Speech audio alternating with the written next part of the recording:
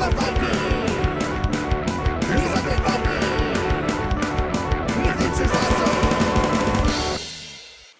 everyone, this is me, the Undead Viking, and this is a video that I've been wanting to do for a while now. If you watch my weekly show, that's the Owl of Boom, which is a show that we invite different people from the board game media world to come on and just talk about whatever it is that they've got bothering them, or games that they really love, or current events, or anything. It's really a giant free-for-all. It's every night, Wednesday night Central Time, 9 p.m., if that's something you want to check out. But anyway, if you've been watching that, you know that, like, the few times in 2016 towards the end of the year, and also like a couple, 2, 3, 4 weeks ago or so, I mentioned that, like, I wanted to kind of start doing something differently with my channel. As you well know, if you've been with me since the beginning, like 8, 9 years ago, I've moved away from doing reviews of, like, published board games. I'm mostly a Kickstarter only channel at this point, which is fine. That's just kind of like the way that's progressed, and it's something that I'm looking ahead in the future, and I want to kind of, you know, peel back away from the Kickstarter world a little bit. And I've been saying that for a few years, admittedly, but I'm starting to, I'm getting a little burnt out, and so I wanted to start moving away from that. I wanted to start doing different types of videos, different types of things.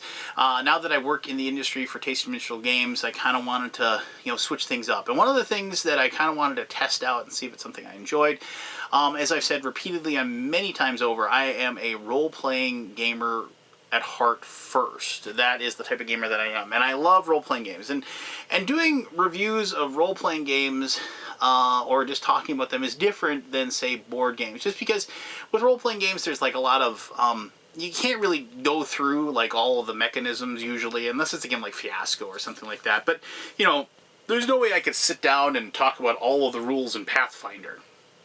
It would just take forever. And that kind of goes with any real role-playing system. I mean, you'd have a better shot. I know I've done some reviews of like some adventures and campaigns and things like that, and that's something I could probably do more of.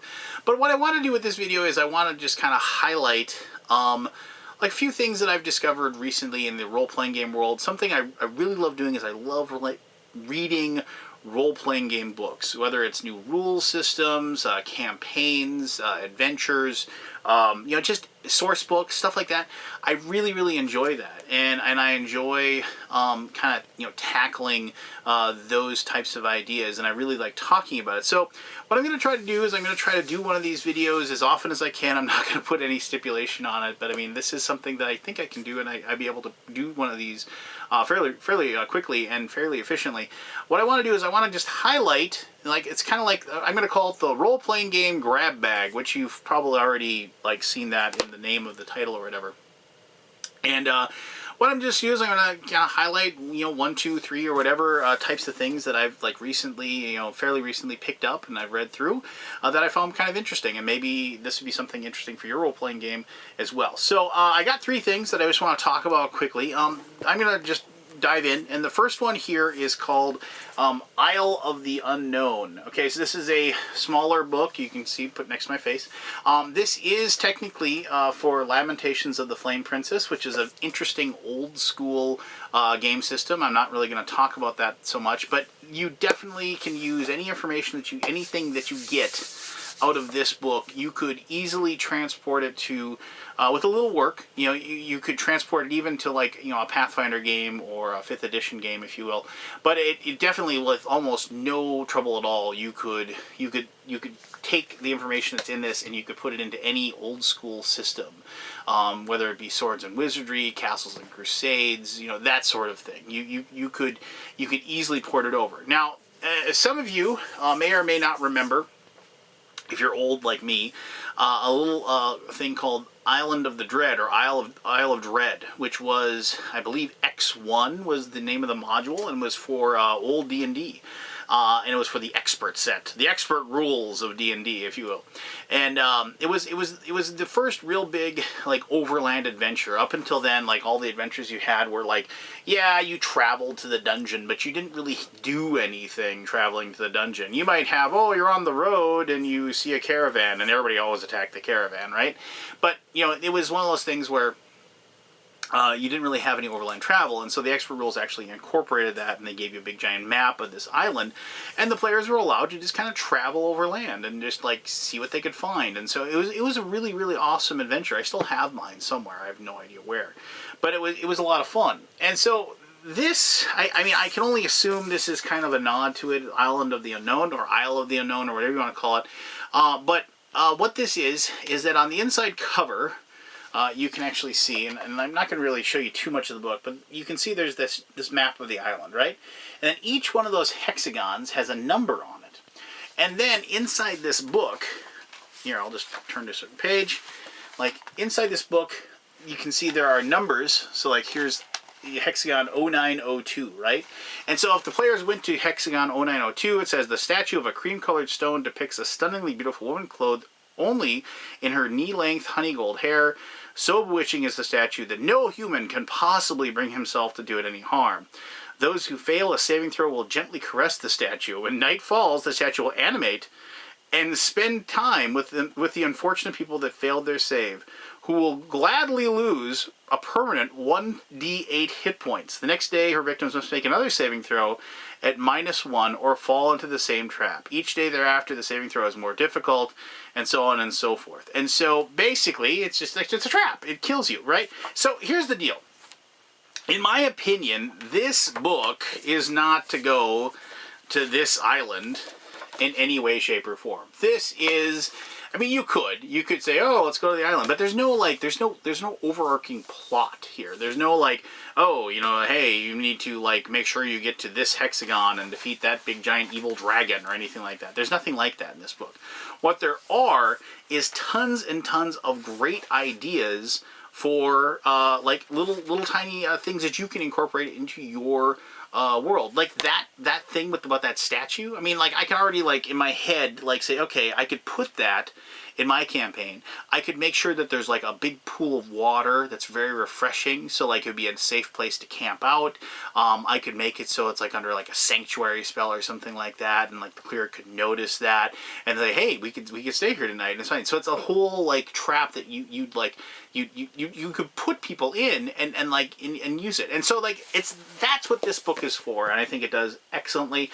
I picked mine up, I think, through Cool Stuff Incorporated. I think they had copies of it, but you can definitely just go to the Lamentations of Flame Princess website as well to get that. All right, so second thing I want to show you is this. It's called Faraway Land. Now, Faraway Land, I actually am kind of hurt in this is a Kickstarter game. This was a game that got published through Kickstarter. I did not back it on Kickstarter, but I saw it and I promptly forgot about it.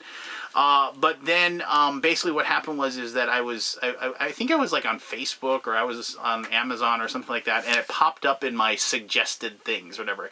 And I rarely click on those things, but this one, I don't know, it was the art of it and the look of it just kind of grabbed my attention. And so I clicked on it and I pulled up, and this is a fun little old school type world and adventure, and there's lots of things in here that I really like. I really like the art that it has. You know, it looks like something from, you know, like a cartoon, like, not to be taken seriously, but it is a very serious game. It is not lighthearted in any way at all. You know, but it's weird because, like, you know, you have a lich that can kill you. But, you know, he looks like, I don't know, he looks like something that should be in a Rick and Morty cartoon or something like that. But regardless, the system is really, really straightforward. It is not, and you could probably port over old school systems for it if you wanted to, but it's not really made for that. The coolest thing about this system that I've found, and I mean, I'll probably never, ever in my life play a single adventure in Faraway Land. Just because, I don't know, it's just maybe not my thing. I'm sure people have played it and are having a blast with it, and so maybe that's something you want to do. But the coolest thing that's located in here is this world building system. And I talked a little bit about this on one of my Alabooms recently, well, actually in the last month or so. But basically, like, before the game even starts, the players and the GM spend time, and there's like actually a dexterity game where you're like flipping like coins onto a big giant map, a big giant piece of paper that's blank. And then as you flip these things onto the map, each person gets to kind of create a portion of the map, like put a mountain range here. And I'm not going to go fully into the process of doing it, but you flip a coin and like, okay, now you can put like a town or a metropolis there or a forest there or something. And they get to kind of start building up like the history and the world, and also just kind of making like up the story, the legends of the situation. And the players and the GM work together to create that world. And so then after that's done, you're going to have like basically a big sheet of paper that's going to have a bunch of scribbles on it. And so you make one person who's good at drawing, like actually create the map. And then you put the players in there, and then you put and the GM starts, and you have like your first adventure, and you build it off one of those early legends that you started off, and you and the players, the GM and the players work together to kind of like create that story. And I found that to be really fascinating and really interesting, and it's definitely something that I'm in a campaign right now, in a D&D campaign right now that I've been going on for about 2 years. We're towards the end. We're going to end this summer, I'm pretty sure. And it's been a very, very fantastic ride. And then we're done with that. And then I'll actually be able to play D&D, which I'm really excited for. I've been running a game, like I said, for over 2 years now. And but when I do run one again, which might be several years from now, I'm almost certain I'm going to use that system. I'm going to have the players help me create the world, because I think it's going to let them buy into that idea and buy into the world, if you will. So, you know, and if you think that's cool, I would strongly suggest you pick up the book, and I think you can get it through their website. I think you can pick it up on Amazon as well, and you know, and pick it up. And because the rule system is actually really good for a light rule system, if you will, in my opinion. So if you have like younger people, or people that don't want to take like a giant spreadsheet of information for their characters, it might be something you want to check out. So, all right, that's Faraway Land. Now, the last thing I'm going to show you is a Kickstarter that I backed, and this is called Folio. I shouldn't say Folio. This is the complete Roslof Keep campaign. Okay, so this is a campaign that is about a dungeon, and the dungeon. I'm not. Well, hold on. Take a step backward. So basically, Folio is, if my understanding is correctly, is a group of people that they come out with a folio like every so often, and what they do is that and it has like dungeons in it, and it has like adventures and things like that, and it supports like, you know, D&D, you know, and you know, so what this is that this is, like, I believe it is, if I think it was 5, was it 5? I don't know, 5 or 6 different let me see here. 6 folios. Also for the 6 folios that this is created from. So this is 6 of their magazines that that they use to create this campaign. And so the campaign is about. It's kind of an interesting world. It's and I don't know if I'll ever run this, but I'm definitely going to steal a bunch of stuff that was in this. What it is that basically there's like a city, and there is this dungeon near the city that everybody knows about, but you can't enter the dungeon unless you have like basically this flag or this mark, this token or whatever, that allows you to enter the dungeon. And so what happens is people walk up to the dungeon. There's like a force field that won't let you in. You put your token down so you can go in, and nobody else can take that token. It's stuck there forever, and you go into the dungeon, and then you eventually then can come out, right? And so there's these other adventuring parties that basically are they have patrons. They have people that like that you know, good and bad, that are sending these people into it, because at basically the bottom level of this dungeon is this item of great power, and everybody's trying to claim that item of great power. So what happens is that they go in there, and then like the adventure party goes in, and they put the token in there, and then they come out. Now, if they die in there, the token's stuck there, and so then the patron has to go and get that token, and they need to go and find another adventuring party that's going to help them try to go in there.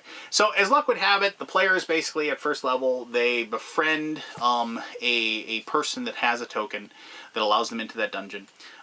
They basically, and as a reward to them, he hires them to be like his adventuring party, and so they get to go into the dungeon, and the dungeon is cool because the dungeon is actually like alive, and rooms that were once had things in it, you'll clear them out, and then but they will repopulate when you leave. Now that's not all that uncommon, but the thing is that the dungeon recognizes when people have completed certain sections. So you actually have to complete like a certain boon on the first level before you can use the stairs in the first level that get you down to the second level.